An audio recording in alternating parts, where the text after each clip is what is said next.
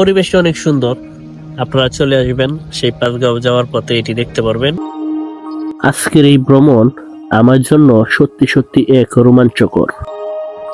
খুব বৃষ্টি হচ্ছে, আপনারা দেখতে পাচ্ছেন আমার ক্যামেরার মধ্যে কিন্তু বৃষ্টির পানি।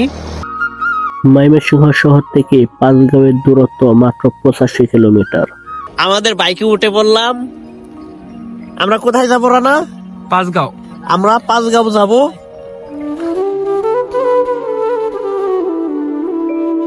আজকে সকাল সকাল চলে আসলাম নেত্রকোনায়, সেই ময়মনসিংহ শহর থেকে।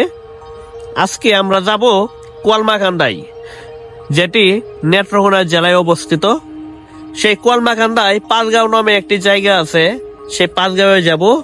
পাহাড় আছে, সেইগুলো আমরা দেখব, আপনাদেরকে দেখাবো। তাহলে চলুন সেই পাঁচগাঁওয়ের উদ্দেশ্যে যাওয়া যাক।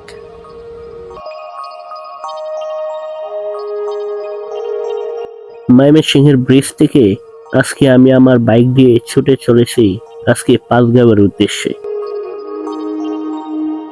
আজকের এই ভ্রমণ আমার জন্য সত্যি সত্যি এক রোমাঞ্চকর। নেত্রকোনার পাঁচগাঁওয়ের পাহাড়ের কথা যখন থেকে শুনেছি তখন থেকে যাব ভাবছি। তাই আজকে হঠাৎ করে সময় বের করে বেরিয়ে পড়লাম সেই পাঁচগাঁওয়ের উদ্দেশ্যে।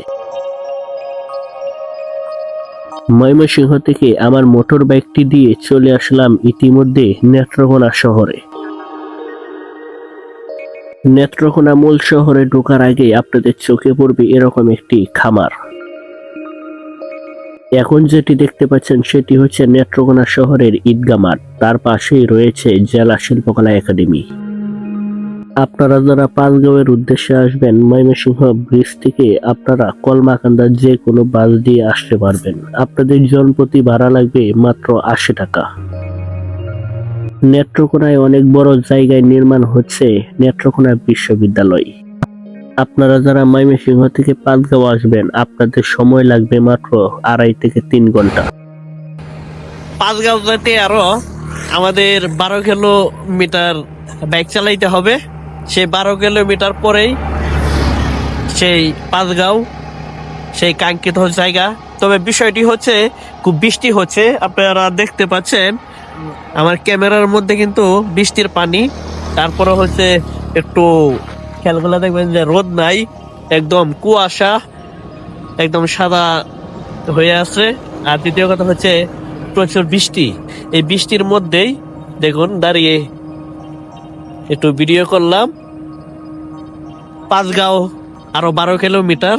আপনারা দেখুন আমার গেঞ্জি অলরেডি বৃষ্টির পানিতে ভিজে গেছে।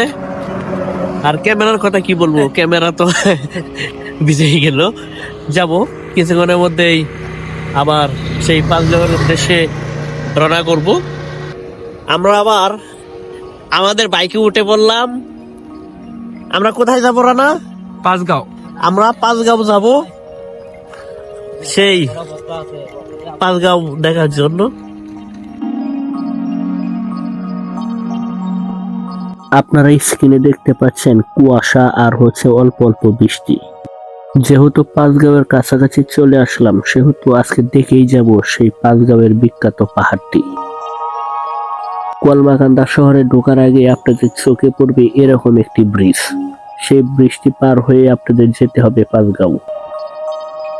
এটা হচ্ছে নেত্রকোনা কলমাকান্দা সেতু। আমরা এখন সেতুর উপরে। দেখুন এটা হচ্ছে একটি নদী, ওই পাশে হচ্ছে কয়লা। ওইখানে অনেক দেখলাম যে ট্রলার দিয়ে কয়লা আনা হচ্ছে, তারপর হচ্ছে পাথর। আর সেই সেতুর উপরে আমি আর রানা, আমরা কিছুক্ষণের মধ্যে আবার সেই পাঁচগাঁও যাব এদিক দিয়েই। আর দেখুন নদীতে অনেক সুন্দর 4টি হাঁস।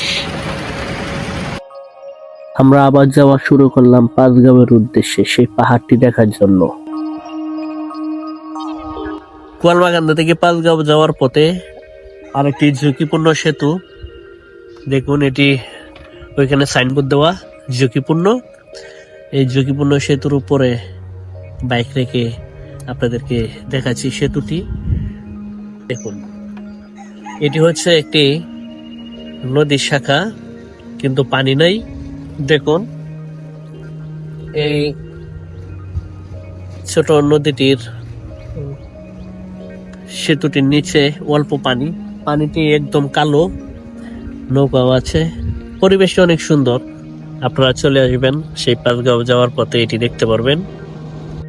পাঁচগাঁও পাহাড়ের কাছাকাছি ইতিমধ্যে আমরা চলে আসলাম। দেখতেই পাচ্ছেন পাহাড়ের পাশেই এরকম একটি রাস্তা দিয়ে আমরা যেতে শুরু করলাম। দূর থেকে দেখা যাচ্ছে সেই পাঁচগাঁওয়ের পাহাড়, যে পাহাড়গুলো ইন্ডিয়ায় অবস্থিত।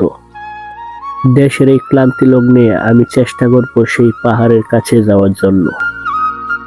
ময়মনসিংহ শহর থেকে পাঁচগাঁওয়ের দূরত্ব মাত্র 85 কিলোমিটার।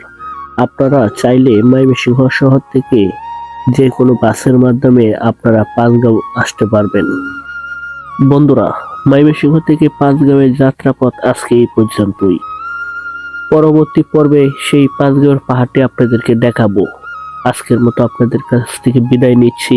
আল্লাহ হাফেজ।